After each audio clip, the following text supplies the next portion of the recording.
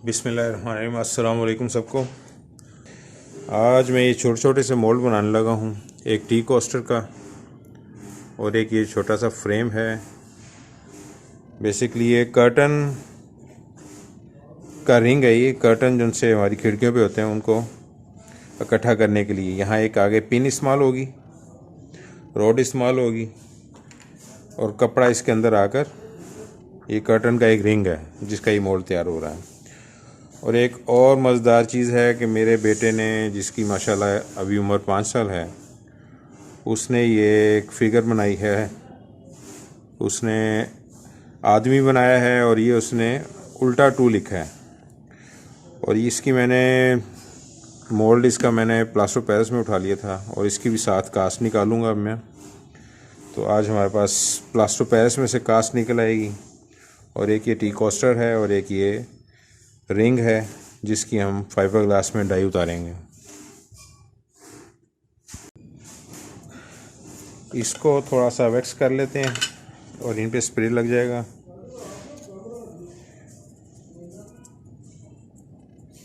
एक coat spray का मैंने वैक्स का कर दिया, वैसे एक एहतियातन दूसरा वैक्स कर दूंगा इसमें, बहुत बारीक सी लेयर।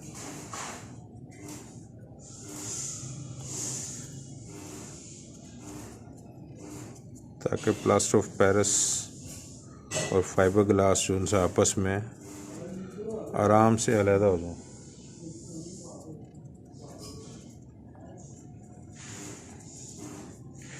ये उसके लिए सरप्राइज़ होगा मेरी तरफ से, उसे नहीं मालूम कि मैं इसमें से कास्ट भी निकाल के लेके जाऊंगा उसके लिए।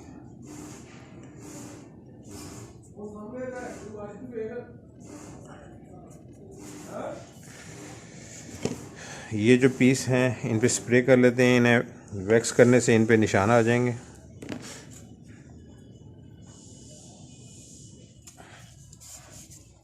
एक स्प्रे इस पे भी हो जाएगा।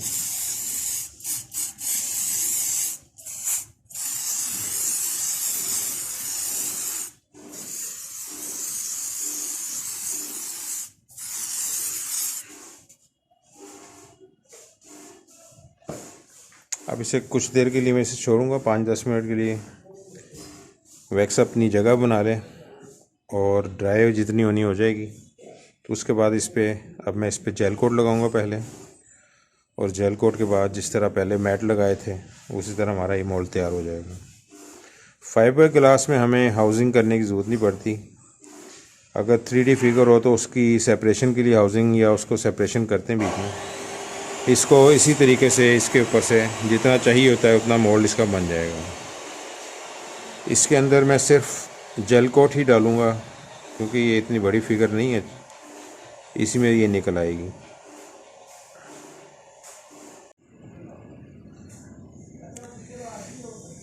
ये सबसे पहले मैं इसके अंदर जेल कोट डालूँगा, वाइट कलर का बनाया मैंने थोड़ा सा। सबसे पहले इसकी फिलिंग कर लेंगे, उसके बाद मोल्ड बनाएंगे अपना। इस जेल कोट के अंदर मैंने हार्डनर मिक्स कर लिए और इतने से छोटे से पीस के लिए मुझे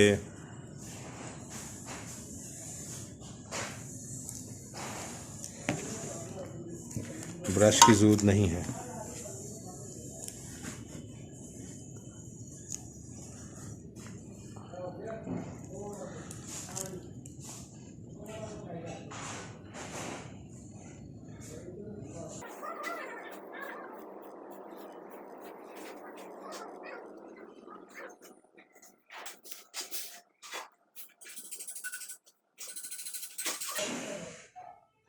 जो एक्सेस होगा वो कट जाएगा बाहर से, जो एक्स्ट्रा जो बाहर की दीवारों पे आ जाएगा इसके ऊपर मोल्ड के, उसे मैं अलहदा कर लूँगा।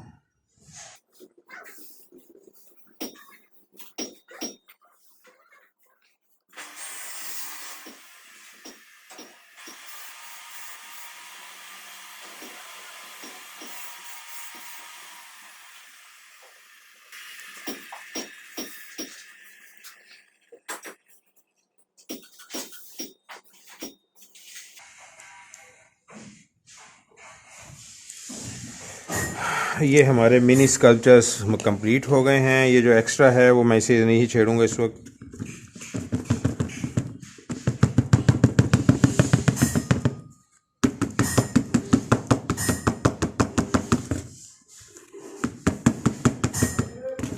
इसको मैंने हार्डनर ज़रा तेज़ इसमें इस्तेमाल किया है, तो जब तक हमारा ये मोल्ड तैयार हो जाएगा, हो सकता है तब तक ये क्योर कर जाएंगे। अब हम आते हैं अपने मोल्ड्स की तरफ।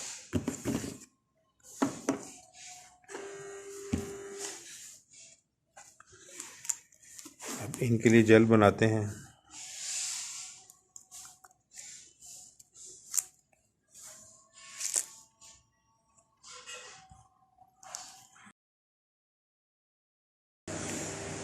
हमने इससे पहले पिछले व्लॉग में इनके मोल्ड उठाए थे फ्रेम्स के।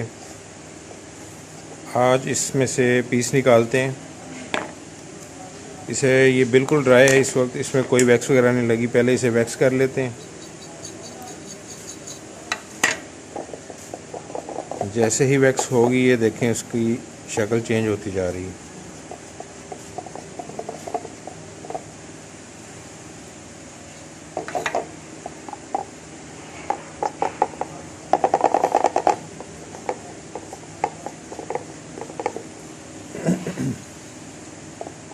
सर्दियों में वैक्स थोड़ी सी थिक हो जाती है, हार्ड हो जाती है। इसको लगाने के बाद मैं इस पर हीट गन चलाऊँगा ताकि वैक्स अच्छी तरह एक लेयर बना ले, पिघल कर जहाँ जहाँ बैठना चाहती है बैठ जाए।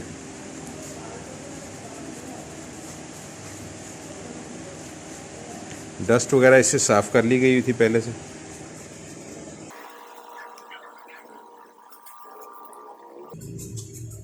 ये जो पीस निकलेंगे ये काले रंग में निकलेंगे। इसके बाहर भी वैक्स लगानी है ताकि, क्योंकि जब फाइबर ग्लास का काम करना है हमने तो फाइबर बाहर भी आएगा, मैट बाहर भी लगेगा, उसके बाद इसकी कटिंग होगी।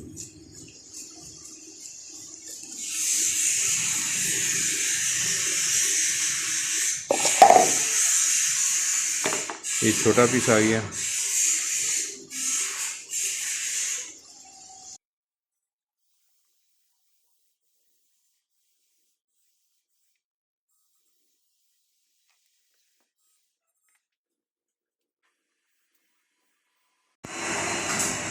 अब इसमें वैक्स लगाने के बाद जिस तरह पहले जो प्रोसेस है इसका फाइबर ग्लास का, पहले जेल कोट लगेगा, उसे क्योरिंग होने देंगे और उसके बाद उसके अंदर फिर दोबारा इसमें मैट लगा देंगे। इसमें ये मैं इतनी मोटी लेयर नहीं लगाऊंगा।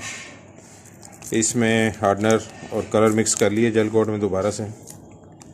ये मुझे काले रंग में ही चाहिए। ये बिस्मिल्लाहिर्रहमानिर्रहीम।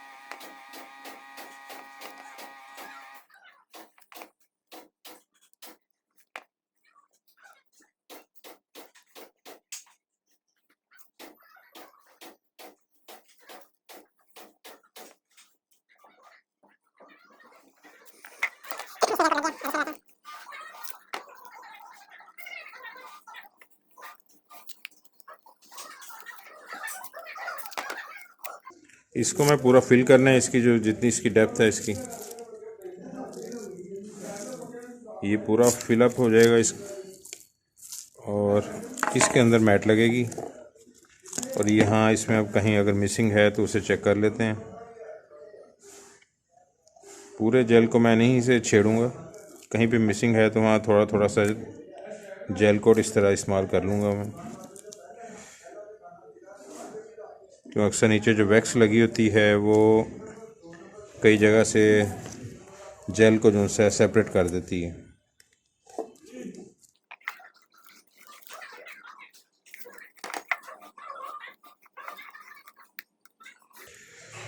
अब इसे क्योरिंग होने के लिए छोड़ते हैं और दोबारा इसमें मैट की एक लेयर लगाएंगे।